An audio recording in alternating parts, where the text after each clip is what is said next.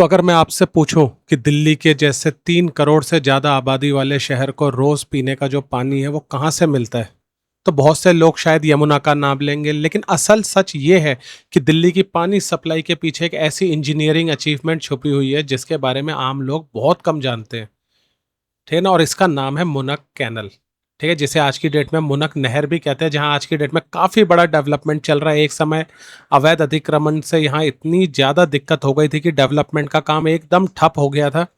उन अवैध अतिक्रमण को हटाना, वहाँ से सारा का सारा जो इतने सालों का अतिक्रमण था, कितने सारे वहाँ अवैध घर बने हुए थे, झुग्गियाँ बनी हुई थी। कोर्ट के आदेश आने के बाद दिल्ली सरकार के द्वारा यहाँ पर कार्रवाई की गई, सबको नोटिस देके पूरा हटाया गया। फिर उसके बाद वहाँ पे जो मलबे का ढेर था उन सभी को वहाँ से हटाना, क्योंकि काफ़ी बड़ा प्रोजेक्ट है ये और छठ पूजा तक इसको कंप्लीट करना था।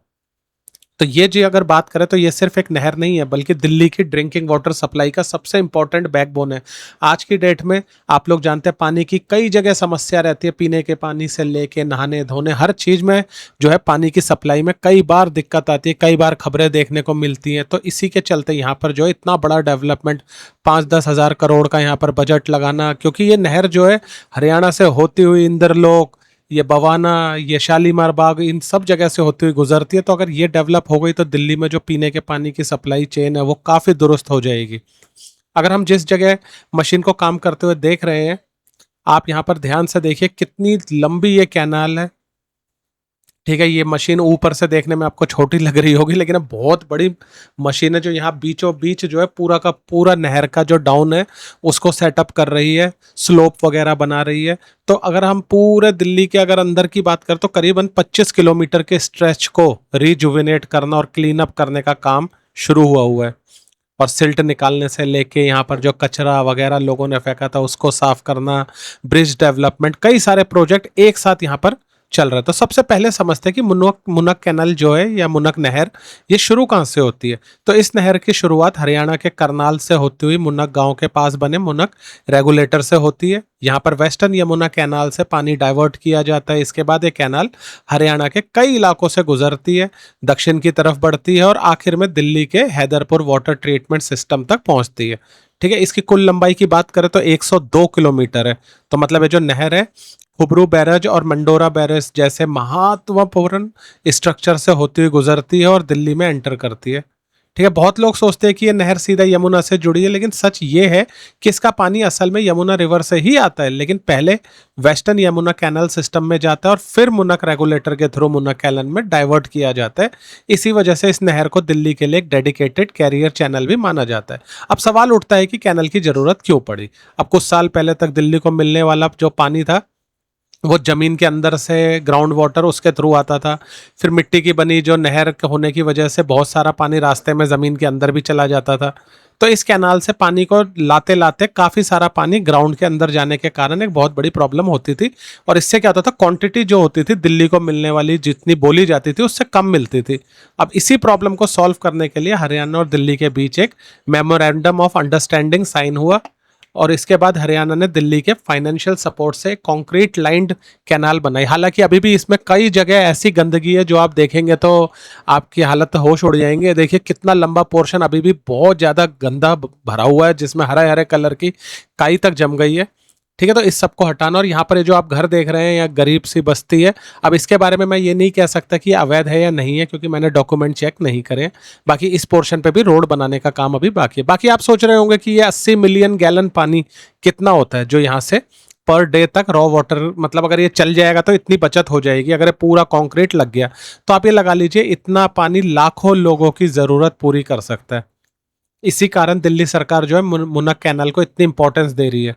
अब दिल्ली जल बोर्ड के डॉक्यूमेंट की अगर हम बात करें तो दिल्ली को रॉ वाटर यमुना, गंगा, भाखरा, ये जो बीज वाला जो सिस्टम है उसके थ्रू और ग्राउंड वाटर से मिलता है। लेकिन यमुना और रवि वाला जो सिस्टम है वो आने वाले पानी को एफिशिएंटली दिल्ली में लाने के लिए ये जो मुनक नहर है इसका बहुत बड़ा रोल रहता है। अब ये अगर ऑपरेशनल हो जाए तो द्वारका, ओखला, बवाना जैसे जितने भी वाटर ट्रीटमेंट प्लान है उन सभी को रॉ वाटर सप्लाई जो मिल रही है वो और मजबूत होगी।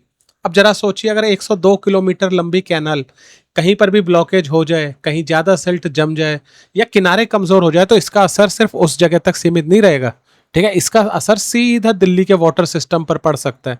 तो इसीलिए आप जो आज bulldozer, excavator, dumper, worker in सभी को काम करते हुए देख रहे हैं, वो सिर्फ कॉस्मेटिक डेवलपमेंट नहीं कर रहे बल्कि एक असेंशियल इंफ्रास्ट्रक्चर मेंटेनेंस भी कर रहे हैं। कैनाल के किनारे जमा हुई मिट्टी को निकालना भी उतना ही ज़रूरी है, क्योंकि धीरे धीरे सिल्ट डिपोजिशन जो होगा वो पानी की कैरिंग कैपेसिटी को कम कर देगा, और जब चैनल की इफेक्टिव डेप्थ कम हो जाएगी तो पानी का फ्लो भी रुक जाएगा। हालांकि अभी तो ये गंदगी साफ करना बाकी है, देखिए कई पोर्शन पे अभी बहुत ज़्यादा गंदगी है।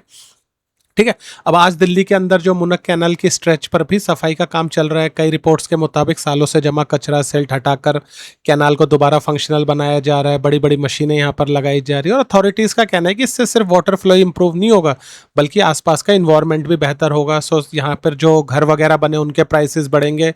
हालांकि बरसात के दिनों में काम थोड़ा ढीला पड़ जाता है।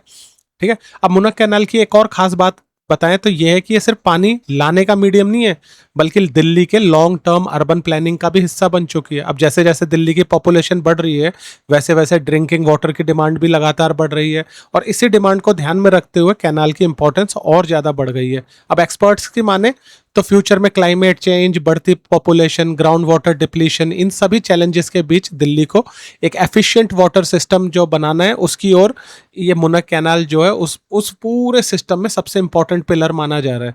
अब इसके नाम नहर की इंपॉर्टेंस का अंदाजा इस बात से भी लगा सकते हैं आप लोग कि जब किसी वजह से इसमें डिस्ट्रप्शन आता है तो दिल्ली में वाटर सप्लाई को लेकर तुरंत हाई लेवल मॉनिटरिंग शुरू हो जाती है। लेकिन कहानी यहाँ खत्म नहीं होती। आज सिर्फ कैनाल के अंदर सफाई नहीं हो रही बल्कि आसपास पे भी पूरा जोर दिया जा रहा है। आसपास की सड़कों को डेवलप किया जा रहा है।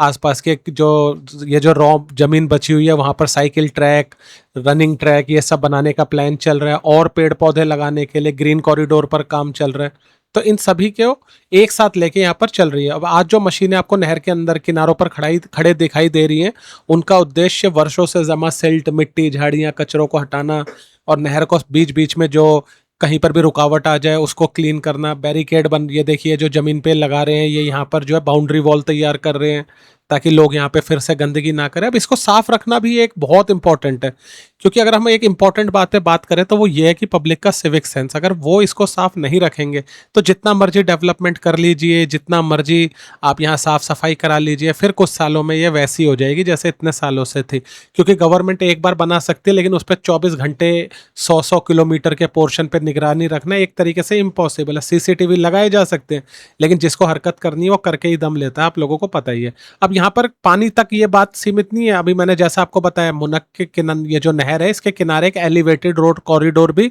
विकसित करने का वो रखा हुआ है प्रस्ताव, और उसकी कॉस्ट ऑलमोस्ट 4700 करोड़ से 5000 करोड़ तक बताई गई है। अब इससे क्या होगा, जो ट्रैफिक में इतना ज़्यादा दबाव पड़ता है वो कम होगा। ठीक है, ट्रैफिक जाम से हमें वो मिलेगी, एक तरीके से शांति मिलेगी, और एक वैकल्पिक तेज जो ट्रांसपोर्ट सिस्टम होता है वो भी इम्प्रूव हो जाएगा, क्योंकि जाम नहीं होगा तो जल्दी हम अपने डेस्टिनेशन में पहुंच जाएंगे। और सरकार के अनुसार बात करें तो रोहिणी, बवाना, नरेला, मुंडका, इंद्रलोक और आसपास के जितने भी एरियाज हैं उनकी कनेक्टिविटी और बेहतर हो जाएगी। लेकिन परियोजना को आगे बढ़ाने के लिए NHAI जो है उसको भी ये पूरा का पूरा प्रोसीजर पकड़ाने की जो है प्रक्रिया शुरू हो गई है। अब ध्यान देने वाली बात यह है कि परियोजना अभी चरणबद्ध तरीके से आगे बढ़ रही है, इसलिए इसे पूरी तरीके से तैयार परियोजना की तरह नहीं बल्कि एक प्रास्ताविक और जो विकसित हो रही योजना के रूप में ही समझना होगा। ठीक है, अब इसी के साथ यहाँ पर एक पर्वत, ये जो इन्वायरमेंटल फैक्टर होता है वो भी एक काफ़ी इंपॉर्टेंस यहाँ पर रखता है, क्योंकि कचरा कम होगा, पानी अच्छा होगा, ठीक है, आसपास हरियाली होगी तो हम ही लोगों को फायदा होगा। और साथ ही साथ एक टूरिस्ट डेस्टिनेशन बनाने का सपना जो हमारी गवर्नमेंट ने देखा है वो भी काफ़ी अच्छे से यहाँ पर चलेगा, क्योंकि आज की डेट में दिल्ली में घूमने फिरने लायक जगह ही नहीं है। एक तो ट्रैफिक जाम, पहुँच भी गए तो गर्मी, और वहां पर पहुंचने के बाद पता चलता है कि अंदर इतनी गंदगी है तो वहां पर रुकने का भी मन नहीं करता। इसीलिए लोग गोवा, विदेश जाते। तो सरकार चाहती दिल्ली के पब्लिक के लिए कुछ बढ़िया बढ़िया जो डेस्टिनेशन होते हैं टूरिस्ट वो यहाँ पर बनाए जाए। लेकिन यहाँ पर देखिए चुनौती भी बहुत है। ठीक है, करोड़ों लोगों तक पर्याप्त मात्रा में साफ पानी पहुंचाना, इस पूरी लाइन को सेफ रखना, यहाँ पर किसी तरह का कोई क्राइम व्राइम ना हो उसको ध्यान रखना, तो चैलेंजेस अपने आप में बहुत सारे हैं। मगर देखने वाली बात यही होगी कि गवर्नमेंट इसको किस तरीके से करेगी। हालांकि काम इतना अच्छे से चल रहा है, गवर्नमेंट का पूरा एफर्ट दिखाई देता है, एक समय कैसा था आज कैसा है, जमीन आसमान का फर्क दिखाई देता है। लेकिन आने वाले दिनों में क्या अपडेट आएगा हम आपके लिए लाएंगे। आपकी जो भी राय हो हमें कमेंट करें, हमारे चैनल को सब्सक्राइब करें, इंस्टाग्राम को फॉलो करें, क्योंकि आप तक सीधा ग्राउंड कवरेज करते हैं, जो भी हो रहा है आप लोगों को दिखाते हैं। तो मिलते हैं एक और नई वीडियो में, तब तक बाय बाय।